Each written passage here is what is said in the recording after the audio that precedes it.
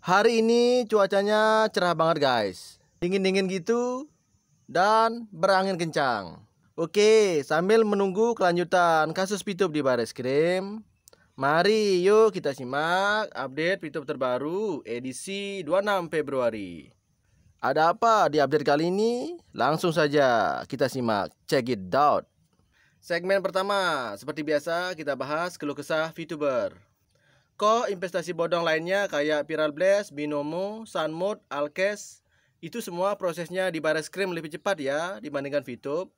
Sandikala sama si Perikunya pengen lihat banget mereka pakai baju oranye. Mereka nantangin, suek banget soalnya.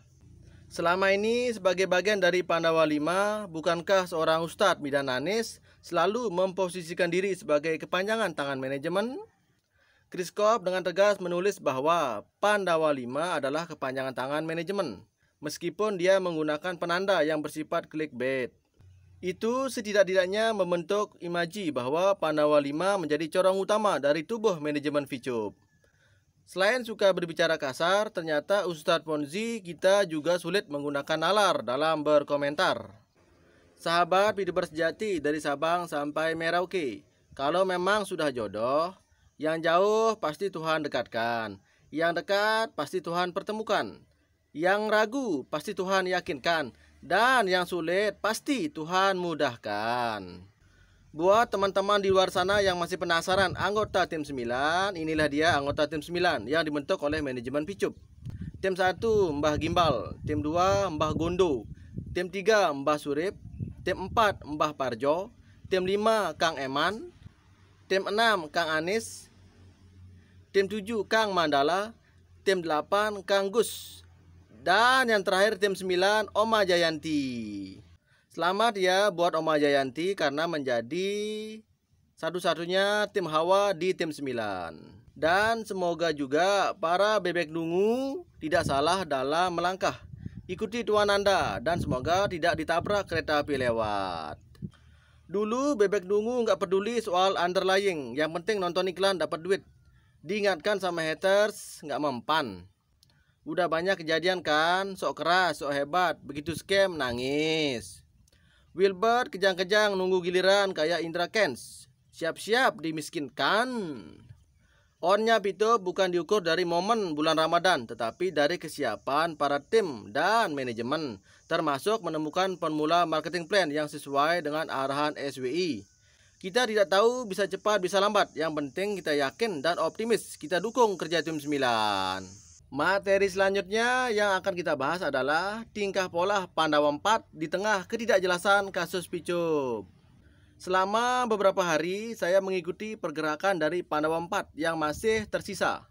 Setelah DHI mundur dari kursi para tokoh yang menyebut diri sebagai kepanjangan tangan manajemen dan mengambil sikap oposisi, selama beberapa waktu mereka tidak membahas VTube lagi. Chris Kopp misalnya beralih membahas topik random. Sandikala memilih untuk meninggalkan kanal YouTube miliknya selama beberapa hari. Perikunya lebih fokus pada makanan, apa yang bisa ia santap hari itu. Terakhir, Effendi Larasendu masih berfokus sebagai penggerak motivasi.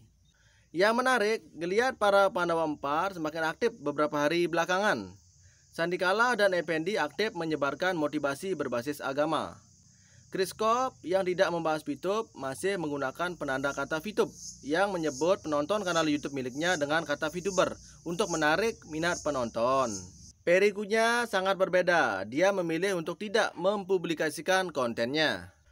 Alih-alih mendapatkan dukungan, seperti ketika mereka masih menjadi kepanjangan tangan manajemen, kolom komentar dipenuhi pertanyaan, ungkapan kegelisahan, kritik, atau bahkan umpatan. Chris Kopp, Perry, dan Effendi memilih untuk tidak merespon komentar yang masuk dalam konten mereka. Sedangkan Sandikala di sisi yang berbeda ikut aktif berkutat dalam kolom komentar. Mengenai Sandikala, ia sangat terpancing emosi ketika membaca dan menanggapi komentar yang tidak senada dengan konten yang ia sajikan. Ungkapan seperti kata goblok, bodoh, ataupun kalau tidak tahu mending diam. Pernyataan yang terdengar janggal diungkapkan oleh seorang ustadz sering muncul dari mulut Sandikala. Kalau mengenai traffic, konten-konten yang disajikan Pandawa 4 tidak semenarik dulu. Jumlah tayangan, interaksi, kualitas interaksi, dan tanggapan-tanggapan lebih lanjut sudah jauh berkurang. Sepertinya sudah terbentuk kesadaran bahwa Pandawa 4 bukanlah kepanjangan tangan manajemen lagi, tetapi hanya sekumpulan pembual yang memerah perasaan VTuber demi recehan penghasil iklan AdSense. Melihat kondisi ini, bisa dikatakan bahwa Pandawa 4 sudah kehilangan imaji dan kehilangan citra yang mereka bentuk selama ini.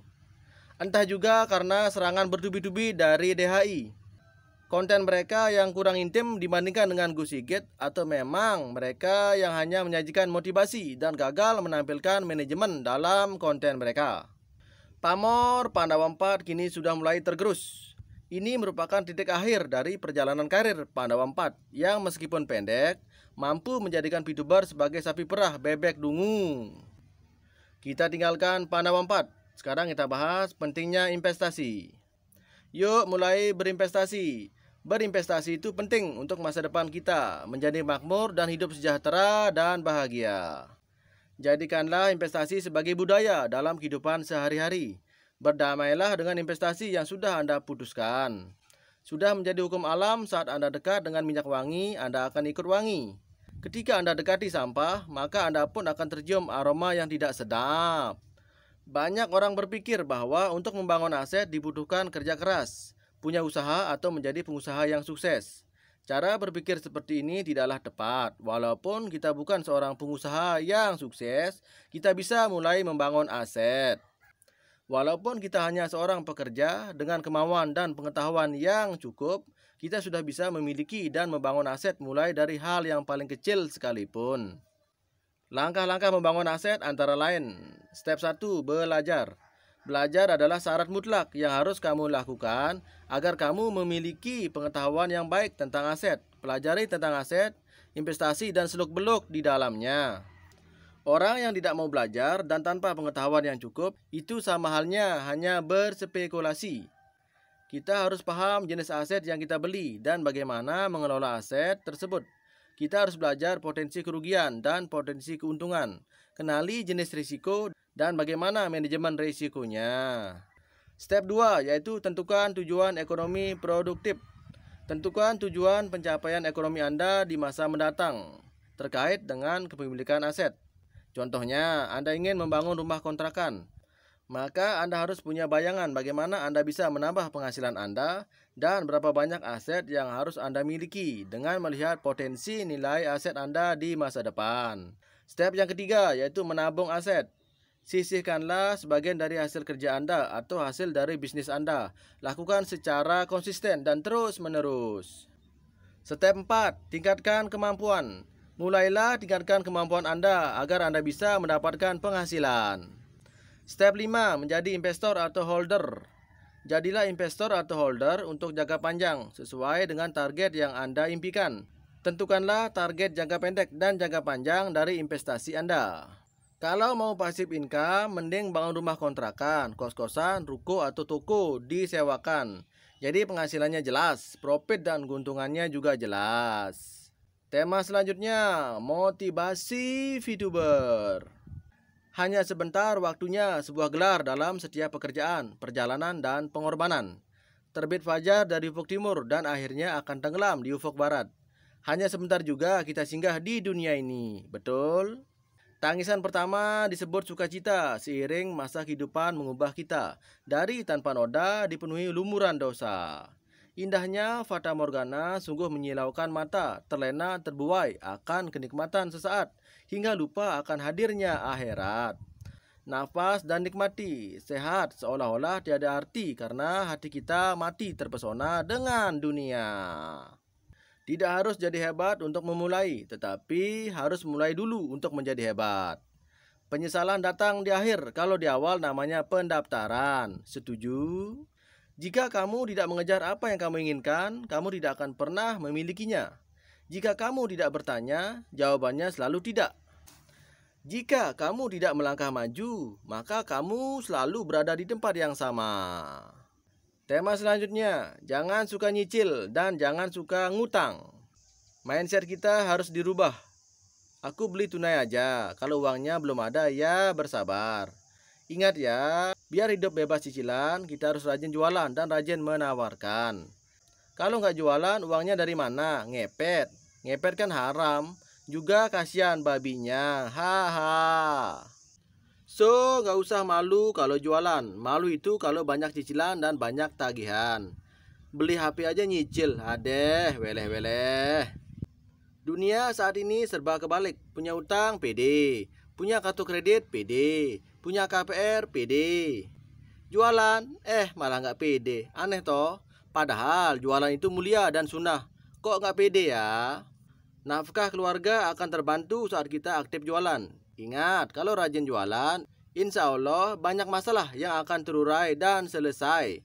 Kalau malas jualan, maka banyak persoalan yang akan terbengkalai. Anda pilih mana? Ayo. Sekian update VTube edisi kali ini. Semoga bermanfaat. Sampai jumpa lagi di video selanjutnya. See you.